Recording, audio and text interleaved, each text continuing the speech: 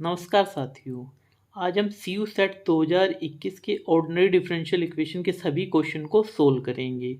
Ordinary differential equation के 14 question 2021 वाले exam में पूछे गए थे। ठीक है, तो ordinary differential equation most scoring subject है। इसका सिलेबस भी सबसे कम है और इसकी वेटेज भी सबसे ज़्यादा है। ठीक है, पहला क्वेश्चन देखते हैं। The differential equations d two Y by D x square plus sine x plus y is equal to sine x is. हमें बताना है कि ये डिफरेंशियल इक्वेशन, जो गिवन डिफरेंशियल इक्वेशन है, वो लीनियर है या नॉन लीनियर, होमोजीनियस है या नॉन होमोजीनियस। हमें इसकी लीनियरिटी और होमोजेनिटी को चेक करना है। अब बात आती है हमें लीनियरिटी और होमोजेनिटी का कैसे पता चलेगा। ठीक है, उसके लिए हम इसके कुछ रूल्स पढ़ते हैं। ठीक है, रिजल्ट्स देखते हैं कि हमें कैसे पता चलेगा कोई भी डिफरेंशियल इक्वेशन कब लीनियर होती है, कब होमोजीनियस होती है। ठीक है, रिजल्ट्स रिजल्ट्स क्या कह रहे हैं। A differential equation f x y y dash y double dash y n is equal to zero is called linear. Means क्या है, एक डिफरेंशियल इक्वेशन है nth ऑर्डर की, उसको मैं लीनियर कब बोलूँगा, if dependent variable and their derivative have degree one. क्या कह रहा है, डिपेंडेंट वेरिएबल मतलब y, कह रहा है y और उसके डेरिवेटिव की डिग्री क्या होनी चाहिए, वन। मतलब y और D Y by D x, उसकी मैक्सिमम पावर कितनी हो सकती है, वन हो सकती है, वन से ज़्यादा नहीं हो सकती। सेकेंड पॉइंट कह रहा है there is no product term of dependent variable and its derivative. क्या कह रहा है, there is no product term मतलब डिपेंडेंट वेरिएबल y और D Y by D x की आपस में कहीं भी प्रोडक्ट नहीं हो सकती। ठीक है, और टू डिफरेंट डेरिवेटिव, ऐसा नहीं है D Y by D x into d two Y by D x square हो, इस टाइप की फॉर्मेशन भी नहीं होनी चाहिए। ठीक है, अगर ऐसा नहीं है तभी हम उस डिफरेंशियल इक्वेशन को क्या कहेंगे, लीनियर। अदरवाइज हम उसको क्या कह देंगे, non linear differential equation. Clear है, लीनियर के लिए क्या होना चाहिए, डिपेंडेंट वेरिएबल और उसका डेरिवेटिव की डिग्री वन होनी चाहिए। मतलब y और D Y by D x जहाँ भी दिखे उसकी पावर कितनी होनी चाहिए, वन, और आपस में वो कभी भी प्रोडक्ट नहीं होना चाहिए। आप x के साथ तो प्रोडक्ट कर सकते हो y को, पर y को y के साथ प्रोडक्ट नहीं कर सकते। सेकंड रूल इसी से ही बना है, डेफिनेशन से ही। इससे क्वेश्चन करने में आसानी हो जाती है। A differential equation is called linear. किसी भी डिफरेंशियल इक्वेशन को लीनियर कब कहेंगे, of order n if it can be express as. कह रहा है यदि किसी डिफरेंशियल इक्वेशन को इस फॉर्म में हम एक्सप्रेस कर सकते हैं तो वो लीनियर है, अदरवाइज नहीं है। ठीक है, A not X D N Y by D X N, देखो इस टाइप से फॉर्मेशन है जो D Y by D X, जो वाई वाले डेरिवेटिव की मल्टीप्लाई किसके साथ है, एक्स वाले फंक्शन के साथ है। यहाँ पे एक्स का कोई भी फंक्शन हो सकता है। ध्यान रहे यहाँ पे वाई का कोई फंक्शन नहीं होना चाहिए। यदि वाई का फंक्शन हुआ तो क्या बन जाएगी, ये non linear. Is equal to f x, यदि मैं एफ एक्स को जीरो कर दूंगा तो ये होमोजीनियस बन जाएगी। यदि मैं एफ एक्स को नॉन जीरो ले लूँगा तो ये नॉन होमोजीनियस बन जाएगी। अब गिवन इक्वेशन हमारे पास क्या थी, गिवन इक्वेशन है हमारे पास D two Y by D x square plus sine x plus Y equal to sine X. ठीक है, यहाँ पे एफ एक्स दिख रहा है हमें साफ साफ, एक्सपेंशन को हमने खोल लिया, एफ एक्स दिख रहा है तो यहाँ से क्या हो गया, नॉन होमोजीनियस। और आप साफ साफ देख सकते हो यहाँ पे क्या है, साइन एक्स और कोस वाई का क्या है, प्रोडक्ट हो रहा है। ठीक है, अब देखो लीनियर के लिए क्या बोला था, A N x into Y, यहाँ पे y के साथ मल्टीप्लाई हो सकती है, y का कोई और फंक्शन नहीं हो सकता, पर यहाँ पे तो y का फंक्शन गिवन है, तो इसलिए डिफरेंशियल इक्वेशन लीनियर नहीं है। ठीक है, non linear and no. Second question, let Y X be solution of the initial value problem. Initial value problem means जो boundary condition at initial point, y value at 2 equal to 0, y derivative value at x equal to 4, that's why it's called initial value problem. Now we have to find the value of y at equal to 4. Now this is very easy question. This type of question are solved by putting x is equal to e raised to power z, taking log both side, z is equal to log x. फिर हम इसके बाद क्या करते हैं, इसके अंदर हम x को put x into D by D x को d पुट करते हैं, x square D square by D x square को पुट करते हैं d into D minus one. जैसे ही हम ये सब्स्टिट्यूशन इस इक्वेशन के ऊपर लगाएंगे, जब हम ये सब्स्टिट्यूशन इसके ऊपर लगाएंगे, इसको रिप्लेस किससे करेंगे, d into D minus one से। इसको हम किससे रिप्लेस करेंगे, d से। ठीक है, जैसे ही हमने ये सब्स्टिट्यूशन इसके ऊपर लगाया, ठीक है, यहाँ से इस इक्वेशन को हमने सोल्व किया, ये आ गया d square minus 5d plus 6 into y equal to 0। ठीक है, ऑक्सिलरी इक्वेशन हमारी ये बन जाएगी। इसके हम फैक्टर कर लेंगे, रूट्स निकाल लेंगे। हमें पता है जब भी रूट्स इस टाइप से आते हैं तो सोल्यूशन क्या बनता है, y equal to c e raise to power 2z plus c two e raise to power 3z। ठीक है, अब क्वेश्चन तो हमारा किसके अंदर गिवन था, एक्स वाली फॉर्म में, तो हम इसको एक्स में दोबारा से कन्वर्ट करेंगे। हमने क्या पुट किया था, हमने पुट किया था x equal to e raise to power z. तो हमें वापस से जहाँ भी e raise to power z है वहाँ पे एक्स करना है। ठीक है, यहाँ पे क्या गिवन है, ई रेस टू पावर 2z, तो यहाँ से एक्स स्क्वायर आ जाएगा। यहाँ पे ई रेस टू पावर 3z है तो यहाँ पे एक्स क्यूब आ जाएगा। ठीक है, अब बाउंड्री कंडीशन की हेल्प से हम C1 और C2 को फाइंड आउट कर लेंगे। y की वैल्यू 2 पे क्या गिवन थी, 0, तो यहाँ पे हम क्या करेंगे, x की जगह तो 2 रख देंगे और y की जगह 0। यहाँ से C1 और C2 में एक इक्वेशन बन जाएगी। इसी टाइप से सेकंड बाउंड्री कंडीशन का हम यूज करेंगे। यहाँ से C1 C2 में एक और इक्वेशन आ जाएगी, इक्वेशन 1, और इस इक्वेशन को दोनों को हम सोल्व करेंगे। यहाँ से हम C1 और C2 की वैल्यू निकाल लेंगे। जैसे ही C1 C2 की वैल्यू इस सॉल्यूशन में हम पुट करेंगे तो हमारे पास क्या आ जाएगा, yx, जो हमारा सॉल्यूशन था वो हमारे पास आ जाएगा। ठीक है, सॉल्यूशन हमारा क्या बनेगा, yx minus 2x square plus x cube. अब जैसे ही सॉल्यूशन में हम क्या करेंगे, x की वैल्यू 4 डालेंगे, क्योंकि क्वेश्चन में पूछा है y की value at x equal to 4। y की वैल्यू जैसे मैं 4 डालता हूँ इसके अंदर, मेरे पास क्या आ जाएगा, 32। यहाँ से हमारे पास क्या हो गया, फर्स्ट ऑप्शन इज करेक्ट। आपको यहाँ पे देखो फ्लूइड लगा हुआ भी दिख रहा होगा। इस टाइप के क्वेश्चन में एरर के चांसेस बहुत ज़्यादा होते हैं, तो जब भी आप कैलकुलेशन करो तो बहुत देख के करना। ठीक है, जरा सी प्लस माइनस की मिस्टेक आपका काम बहुत ज़्यादा बढ़ा सकती है। ठीक है, तो जो गलती मुझसे हुई है वो गलती आप बिल्कुल मत करना। ठीक है, क्वेश्चन नंबर 3। देखो क्वेश्चन नंबर 3 फिर दोबारा से क्वेश्चन नंबर 1 वाला ही फॉर्मेट पे दिया गया है। Which one of the following is linear differential equation. हमें बताया ना इनमें से कौन सी डिफरेंशियल इक्वेशन लीनियर है, कौन सी नॉन लीनियर। ठीक है, पहली इक्वेशन क्या है, गिवन है D Y by D x equal to sine y. अब आपको पता है ये लीनियर डिफरेंशियल इक्वेशन वाली फॉर्म में नहीं है। यहाँ पे केवल ज़्यादा से ज़्यादा वाई हो सकता है, वाई का कोई फंक्शन नहीं हो सकता, इसलिए ये हमारे पास लीनियर डिफरेंशियल इक्वेशन नहीं है। सेकंड वाली में क्या हो गया, y और D Y by D x का प्रोडक्ट हो गया। हमने पढ़ा था डेफिनेशन के अंदर, डिपेंडेंट वेरिएबल और उसके डेरिवेटिव का प्रोडक्ट एक्सेप्टेबल नहीं है। यदि हो रहा है तो इसका मतलब वो लीनियर नहीं है। ठीक है, इसी टाइप से हम थर्ड ऑप्शन में देखेंगे। थर्ड ऑप्शन में क्या गिवन है, D Y by D x का whole square is equal to 1। हमें पता है कभी भी D Y by D x की डिग्री, y और D Y by D x की डिग्री कितनी होती है, 1 होती है। यदि 1 से ज़्यादा डिग्री आ रही है तो इसका मतलब ये लीनियर नहीं है। ऊपर के 3 ऑप्शन कट चुके तो फोर्थ ऑप्शन ही हमारा सही होगा। फिर भी इसको हम चेक कर लेते हैं, d Y by D x equal to e raise to power x. हमें पता है यहाँ पे फंक्शन ऑफ एक्स एक्सेप्टेबल है, हो सकता है। ठीक है, ये हमारी कैसी डिफरेंशियल इक्वेशन है, ये हमारी लीनियर है और नॉन होमोजीनियस डिफरेंशियल इक्वेशन है। ठीक है, क्वेश्चन में हमारे से सिर्फ लीनियर पूछा था, इसलिए option number 4 is the correct answer. Question number 4, for a b c belongs to r if the differential equation this is exact then. बहुत ही ईजी क्वेश्चन है। ठीक है, इसमें कौन से कॉन्सेप्ट का यूज किया गया है, एग्जैक्ट वाले कॉन्सेप्ट का यूज किया गया है। कोई भी डिफरेंशियल इक्वेशन इस फॉर्म की है, m d x plus n d y equal to 0।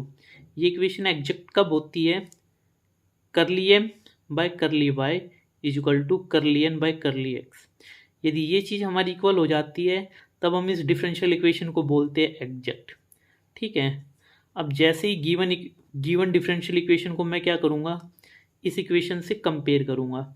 यहाँ से हम m की वैल्यू ले लेंगे, यहाँ से हम n की वैल्यू ले लेंगे। ठीक है, हमारे पास m आ गया, n आ गया। अब सेकंड स्टेप हमारे पास क्या है, करली m बाई करली y निकालना, करली n बाई करली x निकालना। अब गिवन है डिफरेंशियल इक्वेशन क्या है, एग्जैक्ट है। एग्जैक्ट है, दोनों चीज़ें बराबर होगी, तो मैंने क्या किया, नेक्स्ट स्टेप में दोनों को बराबर रख दिया। जैसे ही मैं बराबर रखूँगा, कंपेयर कर लिए मैंने। अब यहाँ पे बी एक्स है, यहाँ पे 4x है, यहाँ से b की वैल्यू क्या आ गई 4, यहाँ से c की वैल्यू क्या आ गई 2। यहाँ से हमारा ऑप्शन नंबर था। Next question, question number 5, the degree of the differential equation. इस क्वेश्चन में हमने क्या बताना है, इसकी डिग्री बतानी है। ठीक है, डिग्री बताने के लिए हमें डिग्री की डेफिनेशन की ज़रूरत होगी। तो सबसे पहले हम डेफिनेशन देखते हैं डिग्री की क्या है। कह रहा है the degree of the differential equation is the highest power of the highest order derivative.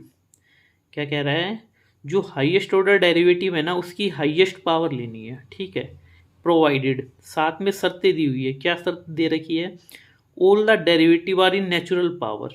ठीक है, कह रहा है जो भी डेरिवेटिव नेचुरल पावर में होनी चाहिए, मतलब 1 2 3 4 5। That is free from radical. कह रहा है उसके अंदर फ्रैक्शंस, ट्रांसेंडेंटल फंक्शन, इस टाइप की कोई चीज़ें नहीं होनी चाहिए। 3/2, 4/3, 0.3। आपको क्या करना है, कुछ भी करके उसको रिमूव करना है कैसे भी। ठीक है, as far as only derivative are concern. ठीक है, एक्सप्लेनेशन।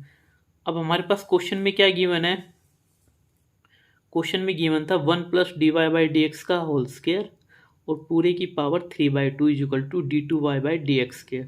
ठीक है, अब एक्सप्रेशन हमारा कैसा होना चाहिए, फ्रैक्शनल फ्री होना चाहिए। तो सबसे पहला काम तो क्या, हम इसको फ्रैक्शनल फ्री बनाएंगे। उसके लिए हम क्या करेंगे, हमें 1/2 हटाना है। देखो जितना हटाना है उसके रेसिप्रोकल को ही क्या कर दो, स्केयर कर दो उससे। यहाँ पे /2 है ना, 1/2 प्रॉब्लम कर रहा है, तो हमने क्या किया, बोथ साइड स्केयर कर दिया। स्केयरिंग और बोथ साइड, जैसे ही मैंने स्केयर किया तो ये फ्रैक्शन फ्री बन गया, ये वाला हिस्सा इसका। ठीक है, और डिग्री की डेफिनेशन क्या कहती है, हाईएस्ट ऑर्डर डेरिवेटिव की हमें पावर देखनी है, इसकी नहीं देखनी, क्योंकि हाईएस्ट ऑर्डर कौन सा है, ये वाला डेरिवेटिव। ठीक है, यहाँ से क्या आ गया 2, तो इसका आंसर आएगा 2। ऑप्शन नंबर क्या है 2। ठीक है, तो correct option. Question number 6, the solution of the differential equation satisfying the condition is. ठीक है, हमें क्या करना है, इसका सॉल्यूशन निकालना है। हमारे से इसकी कंडीशंस गिवन है। ठीक है, तो सॉल्यूशन हम कैसे निकालते हैं, पहले हम इसकी सिंबॉलिक फॉर्म निकालते हैं। ठीक है, फिर ऑक्सिलरी इक्वेशन निकालते हैं इक्वल टू 0 पुट करके। यहाँ से हम क्या करते हैं, रूट्स निकाल लेंगे। यहाँ से रूट्स हमारे पास क्या आ गए, -2 -2।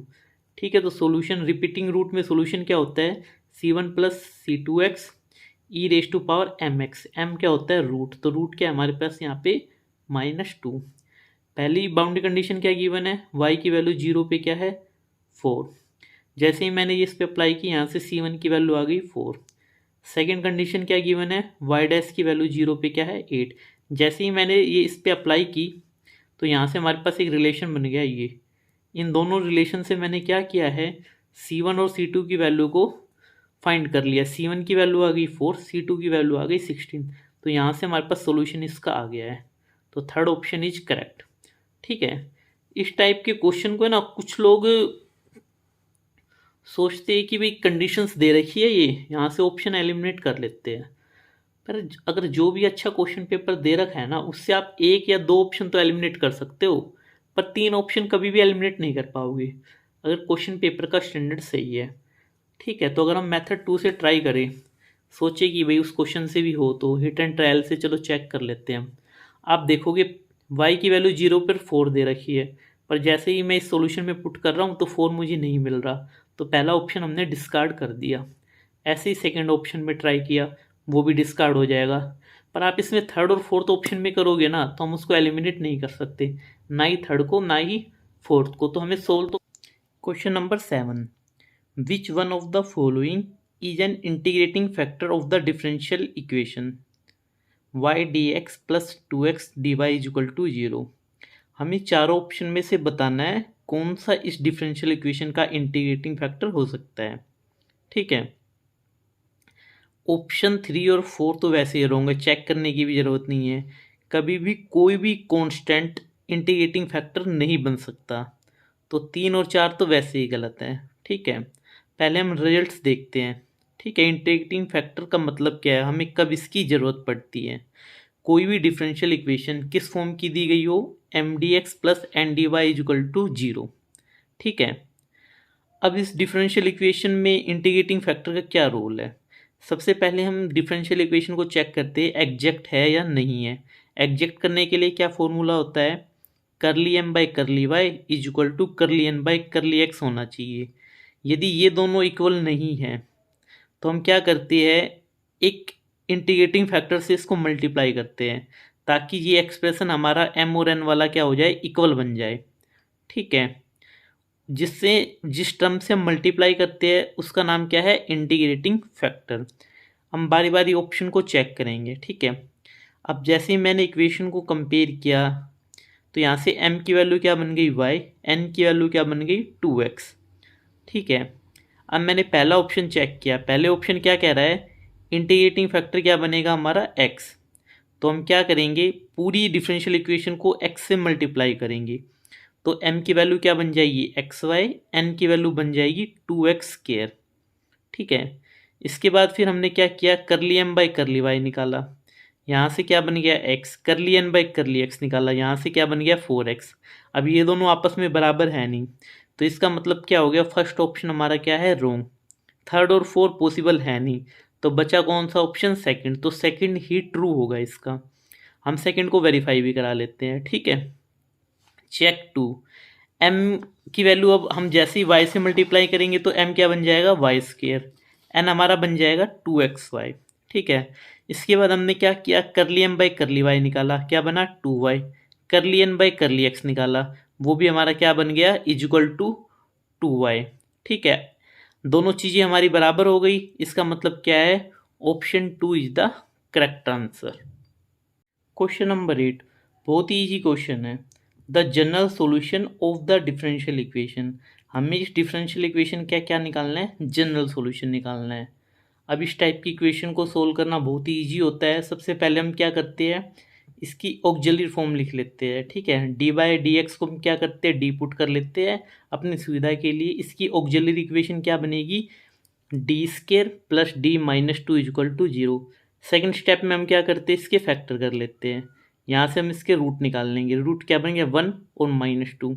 हमें पता है जब भी रूट्स हमारे क्या है, रियल आते हैं तो हम क्या करते हैं, रूट कैसे बनाते हैं, c1 e की power mx plus c2 e की पावर m1, यहाँ पे आता है, यहाँ पे आता है m2। ठीक है, पहला रूट दूसरा रूट। हमारा पहला रूट क्या है 1 तो यहाँ पे 1 रख दिया, दूसरा रूट क्या है -2 तो यहाँ पे -2 रख दिया। जैसे ही हमने ऑप्शन को मैच किया तो देखा फर्स्ट वाला ऑप्शन क्या है, करेक्ट है। हम इस क्वेश्चन को बिना रूट को निकाले भी कर सकते हैं। ठीक है, बिना पेन उठाए हम इस क्वेश्चन को सोल्व कर सकते हैं। इसमें तो हमारे रूट इजी से बन गए, कई बार रूट्स टिपिकल से बनते हैं। ठीक है, तो इस क्वेश्चन को और फास्ट टाइम को बचाने के लिए हम कैसे करेंगे, देखो सेकंड मेथड को हम देखते हैं। ठीक है, देखो डिफरेंशियल इक्वेशन की फॉर्मेशन किस टाइप से होती है, देखो इस टाइप से होती है, d2y बाई डी एक्स के plus a d Y by D x plus b y. यहाँ पर अगर कोई एक्सप्रेशन आगे कोई हो तो भी हम उसको क्या कर सकते हैं, पूरी इक्वेशन से क्या है, डिवाइड कर सकते हैं। ये रूल कब अप्लीकेबल है, जब हमारे पास जो आगे वाले कोफिशिएंट क्या हो, सारे कांस्टेंट हो तब। ठीक है, देखो जो a है ये एक्चुअल में क्या होता है, नेगेटिव ऑफ ट्रेस। ट्रेस का मतलब क्या होता है, सम ऑफ रूट्स। ठीक है, जो भी हमारे रूट्स आए उसका सम होता है। ठीक है, और उसके साथ में नेगेटिव लगता है। ठीक है, अल्टरनेट साइन चलते हैं, यहाँ पे प्लस, यहाँ पे माइनस, यहाँ पे प्लस। b हमारा क्या होता है, प्रोडक्ट ऑफ रूट। b हमारा क्या बनता है, प्रोडक्ट ऑफ रूट। अब हम देखेंगे इस रिजल्ट की हेल्प से हम इस क्वेश्चन को कैसे कर सकते हैं। देखो ध्यान से देखो, अभी मैंने क्या बोला, ये वाला एक्सप्रेशन हमारा क्या है, negative of sum of root, और ये -2 का मतलब क्या है, प्रोडक्ट ऑफ रूट। ठीक है, अब हम यहाँ पे ध्यान से देखते हैं, प्रोडक्ट ऑफ रूट का मतलब क्या है, -2 इंटू 1 क्या बना, -2, ये -2। ठीक है, ये हमारा क्या था, ट्रेस। ट्रेस का मतलब क्या था, नेगेटिव करके सम करेंगे। जैसे ही मैं इसका सम करूँगा, -2 प्लस 1 क्या बनेगा, -1। फिर उसके बाद मुझे लेना है नेगेटिव, तो क्या बनेगा, यहाँ से 1, यहाँ पे भी क्या है 1, तो यहाँ से हम सीधा टिक कर दूंगा, फर्स्ट ऑप्शन क्या है, करेक्ट। मुझे ये सोल्व करने की भी ज़रूरत नहीं पड़ेगी। सेकंड ऑप्शन वैसे ही गलत है, क्यों, सेकंड डिग्री की है तो रूट में भी कितने आर्बिट्रेरी कांस्टेंट आने चाहिए, 2 ही आने चाहिए। ठीक है, तो दूसरा गलत। इसी टाइप से तीसरा भी गलत, क्योंकि दो ही चाहिए। पॉसिबिलिटी क्या थी 1 और 4 की, पर 4 वाली में प्रोडक्ट ऑफ रूट -2 आना चाहिए, यहाँ से 2 × 1 2 आ रहा है, तो इसका मतलब फोर्थ ऑप्शन भी हमारा क्या है, रॉन्ग है। ठीक है, इस क्वेश्चन को हम दो मेथड से कर सकते हैं। Okay, question number 9। Question number 9 में हमारे पास सॉल्यूशन गिवन है दिस। हमें क्या करना है, ये सॉल्यूशन कौन सी डिफरेंशियल इक्वेशन का बनेगा। ठीक है, इस टाइप के क्वेश्चन को हम कैसे करते हैं, हमें आर्बिट्रेरी कांस्टेंट को क्या होता है, रिमूव करना होता है। इसको रिमूव हम कैसे करते हैं, डेरिवेटिव की हेल्प से। तो हमने y का क्या किया, डेरिवेटिव किया विद रिस्पेक्ट टू x। ठीक है, आर्बिट्रेरी कांस्टेंट कितने हैं, 2। तो हमें क्या करना पड़ेगा, इसका डिफरेंशिएशन एक बार और करना पड़ेगा विद रिस्पेक्ट टू x। जैसे ही मैंने x के रिस्पेक्ट में डेरिवेटिव किया, यहाँ से 4 कॉमन आ गया। अब y हमारे पास यहाँ पे दोबारा से बन गया, तो मैंने इसकी जगह क्या किया, y को पुट कर दिया। ठीक है, तो हमारी डिफरेंशियल इक्वेशन ये बन गई। ठीक है, इसका मतलब क्या है, ऑप्शन नंबर 4 हमारा क्या है, करेक्ट है। इस क्वेश्चन को हम बिना पेन उठाए भी कर सकते थे, जैसे हमने प्रीवियस क्वेश्चन को किया ना, ट्रेस वाले मेथड से, बिल्कुल सेम मेथड से। ठीक है, देखो उस क्वेश्चन को हम कैसे करते, अभी मैंने बताया था उसमें। ठीक है, ट्रेस क्या होता है, सम ऑफ रूट, मतलब 2 और -2 इसके रूट है। ट्रेस यहाँ से कितना बन गया, 0। ठीक है, 0 बनने का मतलब क्या हुआ, जो हमारी स्टैंडर्ड फॉर्म होती थी, स्टैंडर्ड फॉर्म हमारी कौन सी होती थी, d2y/dx² plus a/dy/dx plus by=0। ए हमारे पास क्या होता था, नेगेटिव ऑफ ट्रेस। ठीक है, तो मैंने यहाँ पे माइनस कर दिया, ट्रेस कितना बना, 0। ठीक है, यहाँ पे क्या होता था, डिटर्मिनेंट, जो भी यहाँ पे डिटर्मिनेंट आए। डिटर्मिनेंट का मतलब क्या होता है, प्रोडक्ट ऑफ रूट। ठीक है, हमारे पास रूट कितने हैं, 2 और -2। जैसे ही मैंने इसका प्रोडक्ट किया, क्या बन गया, -4। तो यहाँ पे मैंने क्या रख दिया, -4। ठीक है, ये हमारा फिर दोबारा से ऑप्शन नंबर 4 ही बन गया है। ठीक है, तो आप इस क्वेश्चन को कैसे भी कर सकते हो, ट्रेस और प्रोडक्ट ऑफ रूट की हेल्प से भी कर सकते हो, और डायरेक्ट भी सोल्व कर सकते हो। यदि आपको ये क्वेश्चन ईजिली करना है, बहुत स्पीड से करना है, तो आप इस वाले प्रोसीजर मेथड नंबर 2 को फॉलो कीजिएगा। Okay, question number 10 easy question है। क्या गिवन है, the differential equation this representative family. कह रहा है जो डिफरेंशियल इक्वेशन है किस फैमिली को रिप्रेजेंट कर रही है, हाइपरबोला, एक्सपोनेंशियल को, पैराबोला, सर्कल। अब सीधा डिफरेंशियल इक्वेशन देख के तो हम आइडिया नहीं लगा सकते, तो हमें क्या करना होता है, इस डिफरेंशियल इक्वेशन को सोल्व करना होता है। ठीक है, इस डिफरेंशियल इक्वेशन को हम दो मेथड से सोल्व कर सकते हैं। ठीक है, बारी बारी हम दोनों मेथड्स को देखेंगे। ठीक है, सबसे पहले हमने इसमें क्या किया, इसको mdx प्लस ndy वाली फॉर्म में कन्वर्ट कर लिया। ठीक है, dy से हम मल्टीप्लाई किया, तो ये कौन सी फॉर्म बन गई हमारे पास, mdx प्लस ndy=0। ठीक है, फिर सबसे पहले हम इसमें क्या करते हैं, चेक करते हैं एग्जैक्ट है या नहीं है। एग्जैक्टनेस की कंडीशन होती है curly m by curly Y किसके बराबर आना चाहिए, करली एन बाई करली एक्स। जैसे ही मैंने करली एम बाई करली वाई निकाला, एक्स का डेरिवेटिव किया विद रिस्पेक्ट टू वाई में, 0 बन गया। वाई का पार्शियल डेरिवेटिव किया विद रिस्पेक्ट टू एक्स में, 0 बन गया। तो यहाँ से हमारे पास जो ये डिफरेंशियल इक्वेशन है, ये हमारी कैसी बन गई, एग्जैक्ट बन गई। ठीक है, और हमें पता है यदि हमारी डिफरेंशियल इक्वेशन कैसी हो, एग्जैक्ट हो, तो उसका सोल्यूशन किस फॉर्म में होता है, इंटीग्रेशन एम डी एक्स। जो m के अंदर y है उसको हम कैसे ट्रीट करते हैं, कांस्टेंट की तरह, plus integration term in n की वो टर्म्स नॉट कंटेनिंग x जिसके अंदर x नहीं है, dy के रिस्पेक्ट में उसका इंटीग्रेशन करते इक्वल टू कांस्टेंट c। ठीक है, इसके बाद हमने क्या किया, m की वैल्यू यहाँ पे कितनी है, x, तो ये डाल दी x dx plus term in n की वो टर्म जो x को कंटेन ना करे, तो यहाँ पे केवल क्या आएगा, y, तो y रख दिया हमने। ठीक है, इस इंटीग्रेशन को हमने सोल्व कर दिया।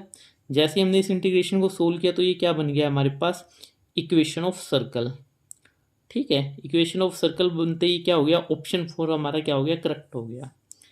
इसी डिफरेंशियल इक्वेशन को हम थोड़ा सा और इजी मेथड से भी सोल्व कर सकते हैं। ठीक है, हम कैसे सोल्व करेंगे इसको देखते हैं। ठीक है, यहाँ से हमने क्या किया, y को इस साइड ले गए, dx बाई dy क्या बन गया, -y/x। एक्स वाले टर्म को एक साइड कर लिया, वाई वाले टर्म को क्या कर लिया, एक साइड कर लिया, वेरिएबल सेपरेबल, ठीक है। उसके बाद हमने इसको क्या कर दिया, इंटीग्रेट कर दिया। यहाँ से भी हमारे पास क्या बनी है, इक्वेशन ऑफ सर्कल। तो आप किसी भी मेथड से सोल्व कर सकते हो, दोनों ही ऑप्शन नंबर 4 करेक्ट आएगा, ठीक है। ये इक्वेशन किसकी। Question number 11, let p and q be real constant then y is equal to e m x is a solution of the differential equation. क्या कह रहा है, p और q हमारे पास कांस्टेंट है और y is equal to e m x इसका solution है। तो इन चारों में से कौन सी कंडीशन होल्ड करेगी, ठीक है। बहुत ही सिंपल क्वेश्चन है। देखो आपको क्या स्टेटमेंट में गिवन है, y is equal to e m x इसका सोल्यूशन है।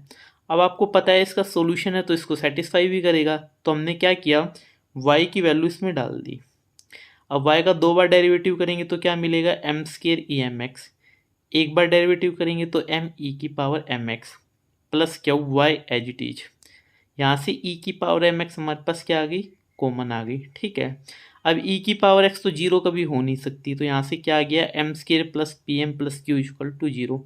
यहाँ से ऑप्शन नंबर हमारा 2 करेक्ट आ गया, ठीक है। अब इसी क्वेश्चन को दूसरे तरीके से भी पूछ सकता है, ठीक है। अगर सपोज करो y is equal to e raise to power m x की जगह y is equal to x raise to power m solution दे देता, तो क्या करते, हम y की जगह क्या पुट करते, x raise to power m. 2 बार डेरिवेटिव करते तो ये बनता m into m minus one x raise to power m minus two. एक बार डेरिवेटिव करते तो क्या बनते, m x m minus one p plus q x raise to power m equal to zero. जो गिवन इक्वेशन थी उसमें हमने क्या पुट कर दिया, y equal to x raise to power m. यहाँ से हमने क्या किया, x raise to power m minus two को क्या किया, कॉमन निकाल लिया, ठीक है। तब हमारे पास ये वाला एक्सप्रेशन बन जाता, ठीक है। लास्ट टाइम ये क्वेश्चन पूछा गया था, नेक्स्ट टाइम हो सकता है इस टाइप से कुछ पूछा जाए, तो आप इसके लिए भी प्रिपेयर रहो। Question number 12, the two linearly independent solutions of the differential equations are. हमें बताना है इस डिफरेंशियल इक्वेशन के कौन से एल सॉल्यूशंस हैं, ठीक है। जैसे ही मैंने ऑप्शन को देखा, पहला ऑप्शन तो पॉसिबल ही नहीं है। क्यों, क्योंकि ये एल नहीं है, लीनियरली इंडिपेंडेंट ही नहीं है। एक दूसरे का कांस्टेंट मल्टीपल है, तीसरा भी कांस्टेंट मल्टीपल है। पहला और तीसरा तो सीधा देखते ही ख़त्म हो गए, ठीक है। इस क्वेश्चन को हम ऑप्शन से भी कर सकते हैं और डायरेक्ट सोल्व भी कर सकते हैं। तो पहले हम इसको सोल्व करते हैं, ठीक है। इसकी सबसे पहले मैंने ऑक्सिलरी इक्वेशन लिख ली, ठीक है। यहाँ से रूट्स निकाल लिए, रूट्स क्या आ गए, रिपीटेड रूट आ गए 1 और 1। आपको पता है लिमिटेड रूट्स आते हैं तो क्या फॉर्मूला होता है, y equal to c one plus c two x e raise to power m x. M क्या होता है, रिपीटेड रूट। यहाँ पे m की वैल्यू क्या है 1। यहाँ से हमारे पास एल आई सोल्यूशन कौन कौन से बन गए, एक तो बन गया ई रेज टू पावर एक्स, एक बन गया x इंटू ई की पावर x। यहाँ से ऑप्शन नंबर 4 हमारा करेक्ट हो गया, ठीक है। इसी क्वेश्चन को यदि हम सेकंड मेथड से करें, अब सेकंड मेथड से हम कैसे करेंगे, ऑप्शन 1 और 3 तो अभी हमने बताए थे, क्योंकि ये लीनियरली डिपेंडेंट है तो क्रॉस हो गई। पर ऑप्शन नंबर 2 और 4 ये हमारे एल आई है। पर हम ध्यान से देखेंगे, y को x पुट करेंगे तो ये डिफरेंशियल इक्वेशन हमारी सेटिस्फाई नहीं होगी। जब ये सॉल्यूशन ही नहीं है तो एल आई की तो बात ही नहीं है। तो यहाँ से सेकंड ऑप्शन कट हो जाएगा, केवल ऑप्शन नंबर 4 हमारा क्या आएगा, करेक्ट आएगा। आप किसी भी मेथड से कर सकते हो, ठीक है, okay. Next question, question number 13। पूरी डिफरेंशियल इक्वेशन में सबसे जो इम्पोर्टेंट और सबसे अच्छा क्वेश्चन जो आया हुआ है वो ये क्वेश्चन है, ठीक है। नेट के अंदर भी इस टाइप के क्वेश्चन आते हैं रॉस्किन के, तो इसको ध्यान से देखना, ठीक है। ये क्वेश्चन रिपीट हो सकता है। Let y1 y2 defined on 0, 7 be twice continuously differentiable function satisfying this. Let ws be the Wronskian of y1 and y2 which satisfy this. Then आपको बताना है इन चारों में से कौन सा ऑप्शन ट्रू है। अब हो सकता है कुछ को रॉन्स्किन के बारे में इतना कुछ पता ना हो, ठीक है। ये क्वेश्चन जस्ट 5 सेकंड का है, आपको है ना 6 सेकंड भी नहीं लगेगी, केवल 5 सेकंड के अंदर हो जाएगा। पर कंडीशंस क्या, आपको रिजल्ट्स का पता होना चाहिए। जब भी रॉन्स्किन का क्वेश्चन आए उसको सोल्व हम कैसे करते हैं, ठीक है। मैंने रिजल्ट्स लिखे हैं रॉन्स्किन के, ठीक है, ध्यान से देखो। रॉन्स्किन क्या कहता है, यदि देखो रोन्स्किन कैसे निकालते हैं हम, दो फंक्शन का डिटर्मिनेंट होता है, पहले वाली रो में क्या होते हैं y1 y2, नीचे क्या होता है उसका डेरिवेटिव। यदि 3 सॉल्यूशन है तो हमारे पास 3 रो बनती है, पहले हम लिखते हैं y1 y2 y3, उसके नीचे उसका डेरिवेटिव, उसके नीचे उसका 2 बार डेरिवेटिव, ठीक है। पर यहाँ पे हमें कुछ डेरिवेटिव निकालने की कुछ ज़रूरत नहीं है, ठीक है। क्या कह रहा है, रोन्स्किन इज आइडेंटिकली जीरो और नेवर जीरो। कह रहा है रोन्स्किन या तो किसी पॉइंट पे जीरो हो गया तो हमेशा पूरा ही जीरो बन जाएगा, या कभी भी जीरो नहीं होगा गिवन इंटरवल के ऊपर, ठीक है। इसी को ही नीचे 3 पॉइंट में एक्सप्लेन किया है। कह रहा है इफ डब्ल्यू x naught is equal to zero, कह रहा है रोन्स्किन यदि किसी एक पॉइंट पे जीरो हो गया है ना, तो डब्ल्यू एक्स उसके हर पॉइंट पे क्या बन जाएगा, जीरो बन जाएगा। यदि आपको कोई एक ऐसा पॉइंट मिल जाता है जहाँ पे रोन्स्किन जीरो है, तो उसका मतलब क्या है, रोन्स्किन हर जगह क्या बनेगा, जीरो ही बनेगा, ठीक है। इसी टाइप से सेकंड पॉइंट क्या कहता है, यदि आपको कोई एक ऐसा पॉइंट मिल जाए जहाँ पे रोन्स्किन क्या है, नॉन जीरो, तो हम क्या कहेंगे, पूरे इंटरवल के ऊपर ही रोन्स्किन हमारा क्या है, नॉन जीरो, ठीक है। थर्ड पॉइंट हमारे को क्या कह रहा है, कह रहा है इफ़ रोन्स्किन की वैल्यू एक्स नोट पर आ गई अल्फ़ा, ठीक है।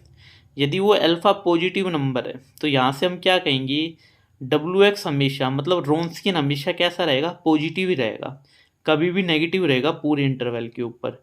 इसी टाइप से यदि रोन्स्किन की वैल्यू किसी पॉइंट पे क्या आ जाती है, नेगेटिव, तो रोन्स्किन हमेशा क्या रहेगा, नेगेटिव पूरे इंटरवल के अंदर, ठीक है। फोर्थ पॉइंट क्या कह रहा है, रोन्स्किन आइदर इंक्रीजिंग और डिक्रीजिंग, कह रहा है ना, या तो ये इंक्रीजिंग ट्रेंड को फॉलो करेगा या डिक्रीजिंग ट्रेंड को फॉलो करेगा। क्लियर है, यहाँ से हमें क्या पता चला कि रोन्स्किन या तो हमेशा ही जीरो रहेगा या कभी भी जीरो नहीं रहेगा, या तो इंक्रीजिंग ही रहेगा या डिक्रीजिंग ही रहेगा। इस टाइप से नहीं रहेगा पीरियोडिक, जैसे साइन वाला फंक्शन होता है, तो उस टाइप से कभी भी रोन्स्किन नहीं रहेगा। अब क्वेश्चन की स्टेटमेंट ध्यान से देखो क्या बोला था। अब उसने क्या बोला है रोन्स्किन के बारे में, रोन्स्किन एक पॉइंट पे हमें क्या दे दिया गया है, जीरो। अब आपको पता है यदि एक पॉइंट पे जीरो है तो यहाँ से क्या आएगा, रोन्स्किन हमेशा जीरो आएगा, for all x belongs to zero से 1। क्लियर है, तो यहाँ से थर्ड ऑप्शन इसका क्या हो जाएगा, करेक्ट हो जाएगा। क्लियर है, okay. This is the last question of ordinary differential equation, ठीक है। The family of orthogonal trajectory of the family of parabola y is equal to c x square is, हमें बताना है ऑर्थोगोनल ट्रेजेक्ट्री की family parabola की क्या बनेगी इनमें से, ठीक है। इस टाइप के क्वेश्चन को हम कैसे करते हैं, ध्यान से देखते हैं, ठीक है। सबसे पहले हमें क्या करना होता है, गिवन फंक्शन का डेरिवेटिव करना होता है with respect to x, d Y by D x, यहाँ से क्या बन गया 2cx। अब c यहाँ पे क्या है, आर्बिट्रेरी कांस्टेंट है, हमें इसको रिमूव करना होता है। कैसे रिमूव करेंगे, c की वैल्यू मैंने यहाँ से निकाल ली, क्या बन गई y बाई एक्स स्क्वायर, उसको यहाँ पे मैंने पुट कर दिया, यहाँ से d Y by D x हमारा क्या बन गया 2y by x. First step होता है derivative with respect to x और कॉन्स्टेंट को रिमूव करो। सेकेंड स्टेप हमारा क्या होता है, D Y by D x को रिप्लेस करो negative of d x by d y से, ठीक है। जैसे ही मैं यहाँ पे d Y by D x को negative of d x by d y से रिप्लेस करूँगा, उसके बाद मुझे क्या करना है, वेरिएबल सेपरेबल करना है। सारे वेरिएबल को क्या कर लिया, सेपरेट कर लिया, और फिर इसको क्या कर देना है, इंटीग्रेट। यहाँ से जो इक्वेशन हमारी बनेगी वो हमारा क्या बनेगा, फाइनल आंसर बनेगा, ठीक है। इसको मैंने इंटीग्रेट किया और हमारा फाइनल ऑप्शन बनके तैयार हो चुका है, x square plus 2y square is equal to k square. यहाँ से हमारा ऑप्शन 1 क्या हो गया, करेक्ट हो गया है, ओके। आपको किसी भी क्वेश्चन में कोई भी डाउट हो तो आप कमेंट सेक्शन में कमेंट्स कर सकते हो, ठीक है। इस क्वेश्चन का नंबर 27 डला हुआ है, ये 14 क्वेश्चन नंबर है, ठीक है। ये मैंने रियल एनालिसिस में लिख दिया था, इसलिए इसकी नंबरिंग 27 आ गई थी, ठीक है, ओके।